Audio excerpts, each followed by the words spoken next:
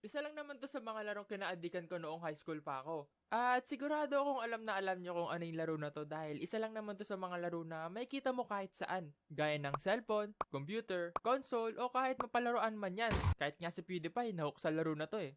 Naalala nyo yun? At para sa mga hindi pala nakakaalam, ito si Marcus Persson, o mas kilala ng marami as Notch.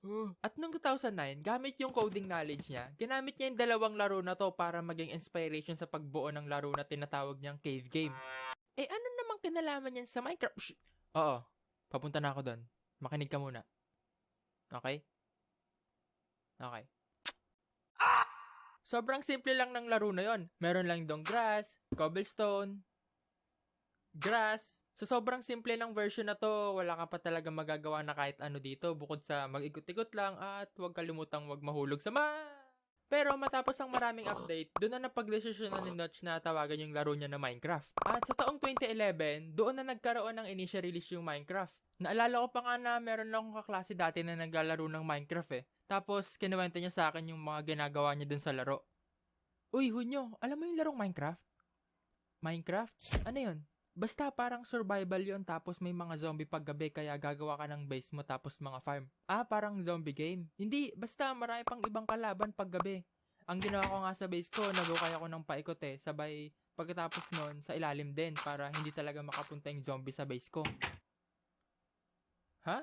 Paano gagana yun? Di babaksak yung bahay mo kasi hinukay mo na lahat. Hindi, basta hindi yun babaksak. Di mo kasi alam kung paano yun eh. Noong mga time na yon, wala pa kasi talaga akong idea kung ano yung Minecraft. Kasi noong mga panahon na yon, hindi pa uso yung magkaroon ng gadget o kaya mga computer yung mga bata.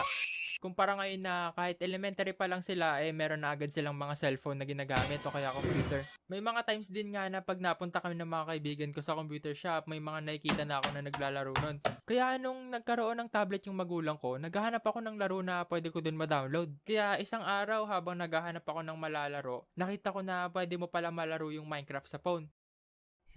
Minecraft? Lagi ko to nakikita. Subukan ko kaya itong laruin.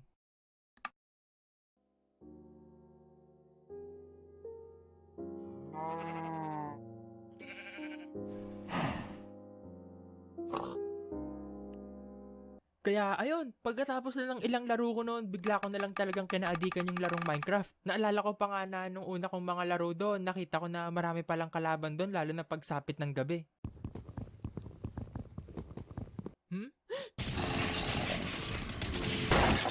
Kaya syempre, para hindi na ako ulit ma-attack ng mga zombie, pinaligiran ko na yung base ko ng pader. Buti na lang natapos ko na yun bago pa maggabi.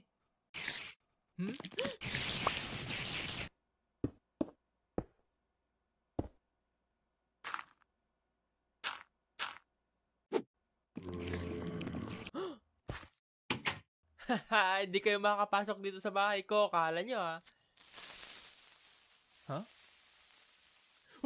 Kaya dahil doon, gumawa na lang ako ng base ko na parang tower. Kala nyo ha? Hindi nyo na ako maabot dito sa base ko. Mataas na ako. Hindi tumama. Nung time na yon, gandang-ganda talaga ako sa base ko. Kasi kung may gusto akong idagdag, magdadagdag lang ako tapos okay na agad. Naalala ko pa nga nung nag-multiplayer kami ng kaklase ko eh. Hindi kami bumuo ng base o kaya nag-farm o naglaban. Hindi. Boring yon. Alam nyo kung anong ginawa namin? Oy, okay na ako dito. Tapos ka na dyan? Oo, okay na. Tara, dito ka na. Ito na, sisindihan ko na. Tumakbo ka ha. Dali, bilisan mo na. Tatakbo na ako ha. Okay. Ito na.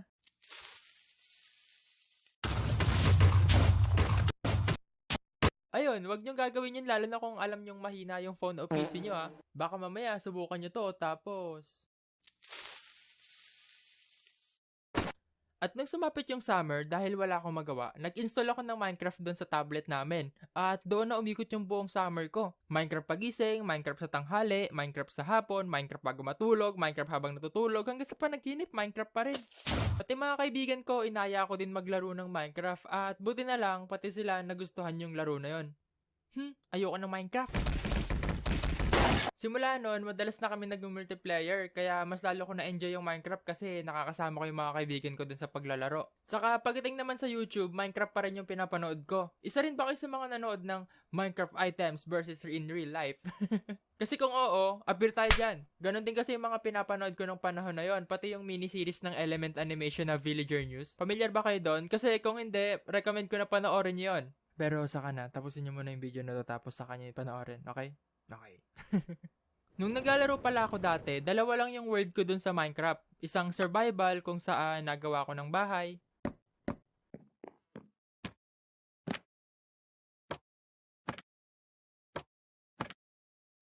Nagpaparami ng hayop.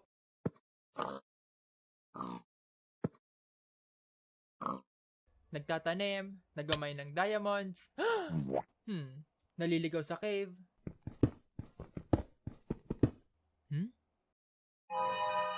Nagpapadami lalo ng hayop. Saka nagsosurvive sa mga creeper. Saka isa namang creative world kung saan nilagyan ko ng sobrang taas na pader yung isang village na nahanap ko. Nung panahon kasi na yon, na-inspired ako ng Attack on Titan kaya naisip ko siyang ilagay sa Minecraft. Kaso kahit anong lagay ko ng torch, nag-i-spawn pa rin yung mga kalaban sa base ko kaya...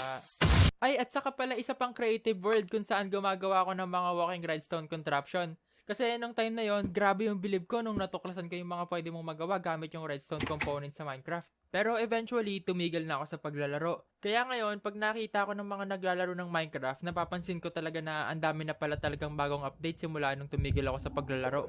Saka ito para may idea kayo kung gaano nakatagal simula nung tumigil ako sa paglalaro ng Minecraft.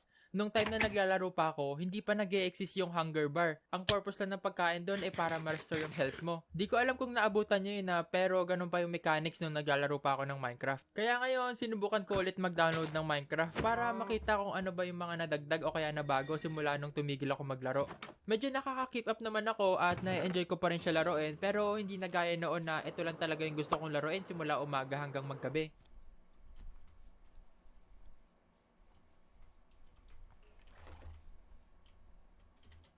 Punta. Mainit.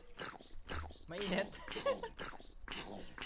Dito rin Pero sa kabila ng kaadikan ko sa Minecraft noon, hindi ko pa talaga siya natapos laruin. Kumbaga, hindi ko siya nilaro ng maayos gaya na nakararami. Puro lang ako build o kaya farm ng kung ano-ano. Pero ngayon, susubukan ko ulit laruin tong Minecraft at this time naman, susubukan ko siyang tapusin ng maayos. Malay nyo, gawan ko pa siya ng story time, di ba? Basta pag nakita kong nagustuhan nyo tong video na to, gagawa ko ng full story time animation kung paano ko tinapos yung Minecraft. Kaya alam nyo na yung gagawin Para mas malinaw, panoorin mo yung video na to tapos i-share mo sa mga kaibigan mo tapos i-like nyo tapos mag-comment kayo tapos panoorin nyo ulit ng paulit-ulit. At ayun, hanggang dito na lang uli. Kung may mga experience kayo sa Minecraft o kaya nakaka-relate kayo sa video na to, comment nyo lang yan dyan para mabasa ko. At maraming salamat ulit sa panonood Huwag nyo kalimutan mag-like, comment, and subscribe. Kaya see you sa mga susunod pang videos. Bye! Ado,